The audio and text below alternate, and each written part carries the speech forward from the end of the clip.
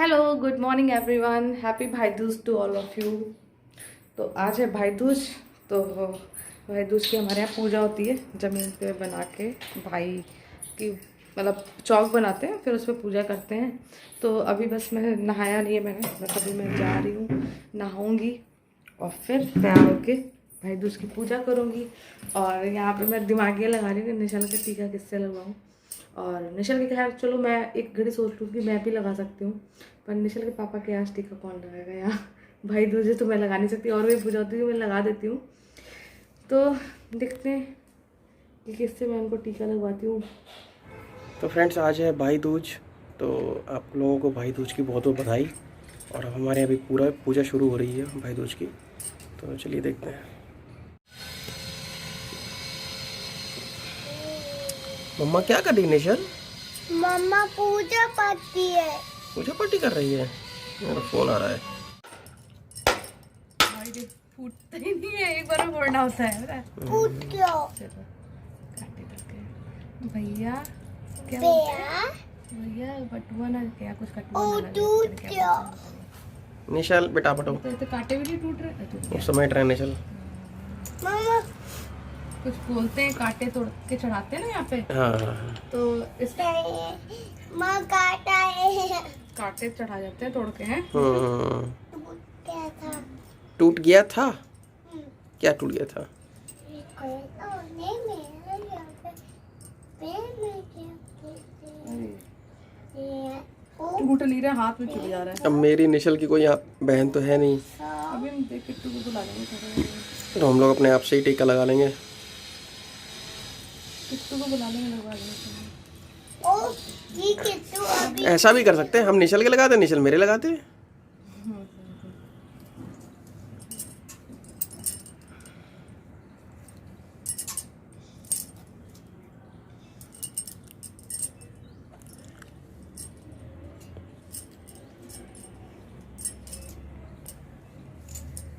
हो गया। क्या करते हैं?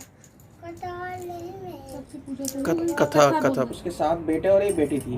बेटी की शादी हो चुकी थी। जब भी उसके बेटे की शादी होती, फेरों के समय एक नाग आता और उसके बेटे को डस लेता था। बेटा वहीं खत्म हो जाता था और बहू विधवा। इसी तरह उसके 6 बेटे मर गए।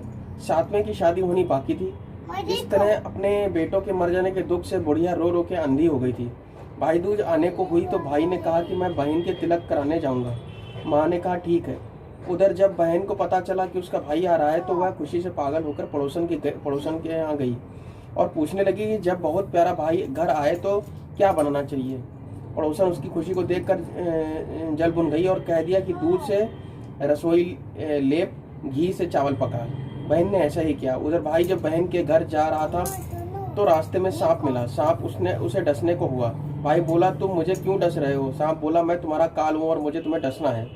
भाई बोला मेरी बहन मेरा इंतजार कर रही है, मैं जब तिलक करा के वापस लौटूंगा तब तुम मुझे डस लेना। सांप ने कहा भला आज तक कोई अपनी मौत के लिए लौट के आया हो जो तुम आओगे? भाई ने कहा अगर तुझे यकीन नहीं हो तो मेरे झोले में बैठ जा, जब मैं अपने बहन के तिलक कर लूँ तब तुम मुझे डस लेना। सांप ने ऐसा ही किया। भाई बहन के घर पहुंचा और दोनों बड़े खुश हुए।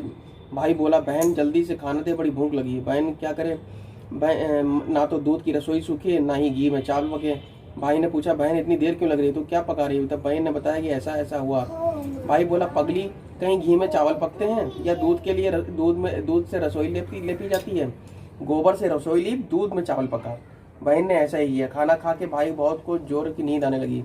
इतने में बहन के बच्चे आ गए। बोले मामा हमारे लिए क्या लाए हो? भाई बोला मैं तो कुछ नहीं लाया। बच्चे ने वह झोला लिया, उसमें सांप था। जैसे ही उसने खोला उसमें से हीरे का हार निकला। बहन ने कहा भैया तूने बताया नहीं कि तू मेरे लिए इतना सुंदर हार लाए हो? भाई बोला बहन तुझे पसंद है तो तू ले ले, मुझे हार का क्या करना। अगले दिन भाई बोला अब मुझे जाना है, मेरे लिए खाना रख दे। बहन ने उसके लिए लड्डू बना के एक डिब्बे में रख दिए।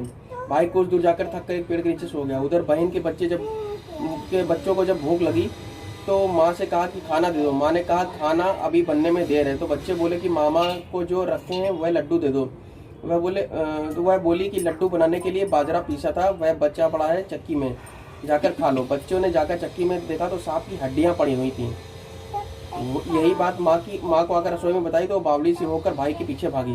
रास्ते भर लोगों से पूछती कि किसी ने मेरा गैल बाटोई देखा, किसी ने मेरा बावड़ा सा भाई देखा। तब एक ने बताया कि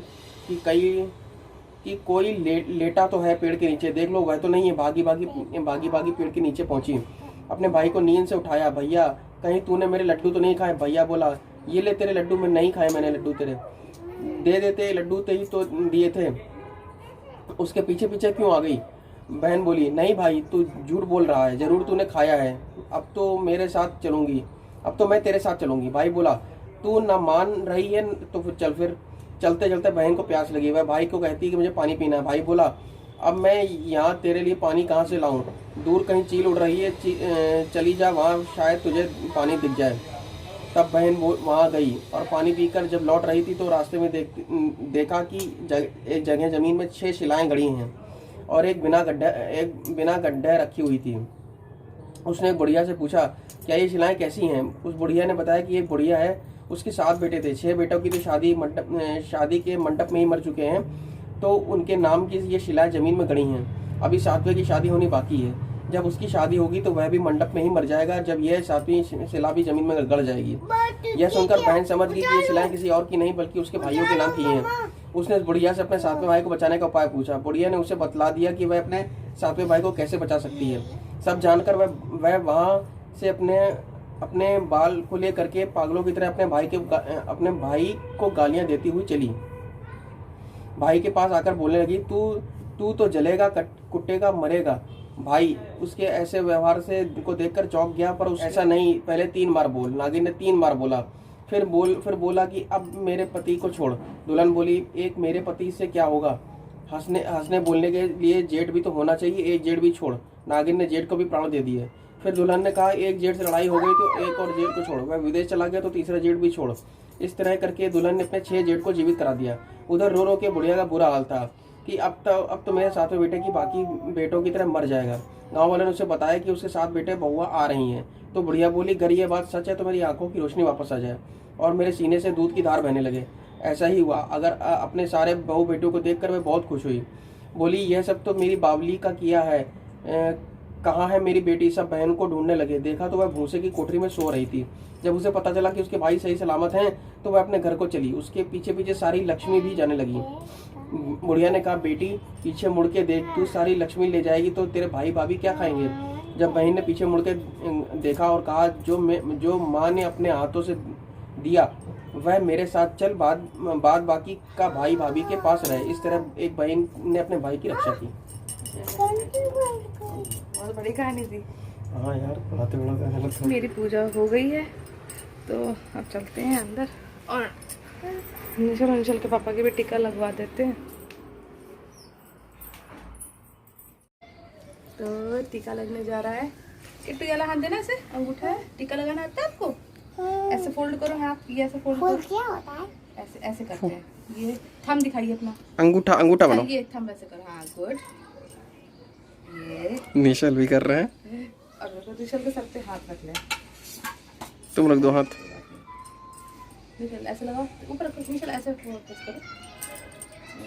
अरे यार लगवाना मुश्किल है। निशल मुंह नीचे कर रहा है, ऐसे करो। हाँ गुड।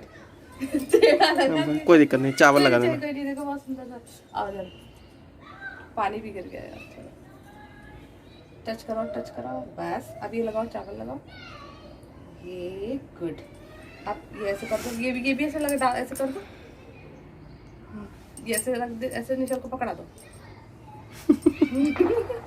बच्चे वाला। हाँ हो गया। पकड़ो निशल, पकड़ लो। अब ये किट्टू इसको मीठा खिलाओ। हाँ मीठा खा लो।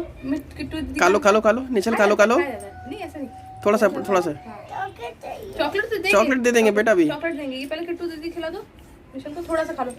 रुको सर, चॉकलेट। अच्छा इसको पैसे दिलवा दो यार, छोड़ो नहीं का ऐसे उठा नहीं आता।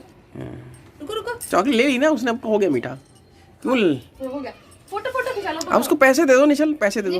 ये किट्टू दीदी को पकड़ाओ और ये चॉकलेट भी दे दो। Thank you initial. Thank you तो बोलो। वो भी चाहिए। वो पापा देंगे। चलो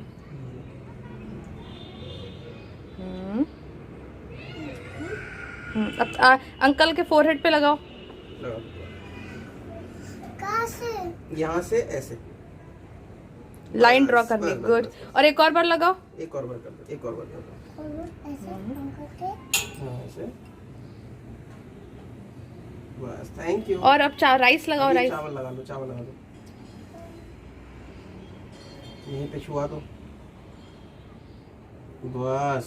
और अब अपना वो क्या कहते हैं फूल फूल करो। Thank you. अब अंकल को मीठा खिला दो। लो मीठा हम खा लेंगे चलो। नहीं खिला दे ना। अरे कोई बात लो। खड़ी हो। नहीं नहीं ये तुम्हारी ही है। अरे ये मेरा है। नहीं नहीं आपके दोनों आपके हैं। दोनों आपके। अरे नहीं ये निशल का है ये। निशल को हम दूसरा दे देंगे किट्टू। निशा को नहीं बेटा। अरे नहीं ये मेरा है। चलो चलो खड़ी जाओ तुम्हारी किट्टू खड़ी जाओ। ये मेरा है। खड़ी जाओ। खड़ी हो जाओ अंकल पैर छुएंगे आपके। ये मैं चला गई थी। निशल देखो निशल इधर सामने देखो। स्माइल। ऐसे देखो दोनों लोग देखो। ला किट्टू तुम्हारे भी टीका लगा दे। चॉकलेट में क्या है? क्या वनीला। वनीला है? नो वनीला नहीं है क्रैकर है। Cracker crunchy crunchy Kanchi. Crunchy है। और निशा से कह रही तुम्हारी चॉकलेट में बादाम है। मेल्ट हो गई है निशल। मेल्ट हो गई है तो फ्रिज में लाओ रख दे। अभी नहीं खाओ पूरी बहुत बड़ी है। खानी है। खानी है। दोनों लोग देखो अपनी चॉकलेट में लगे हैं। चॉकलेट के लिए कोई पेशेंस नहीं है। और बाकी खाने वाली चीज़ें हो ना ढंग की खाना तो उसमें नहीं खाएंगे।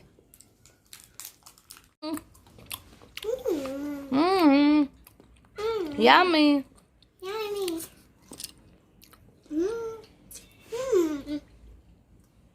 स्माइल करो।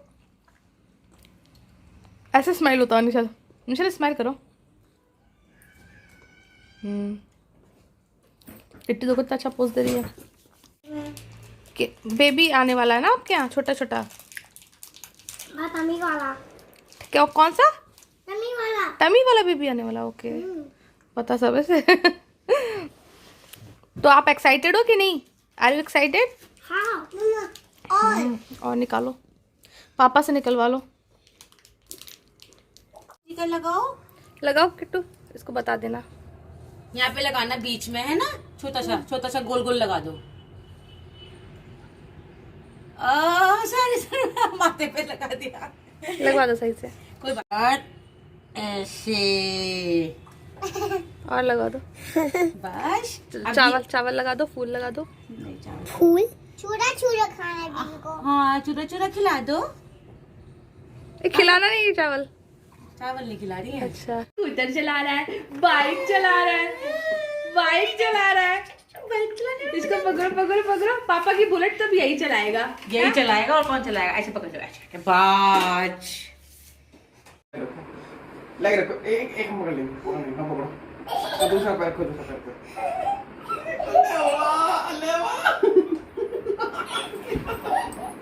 ये क्या हो रहा है? स्टंट हो रहा है स्टंट बाजी। खड़ा कर रहे अपने एक हाथ में। हाँ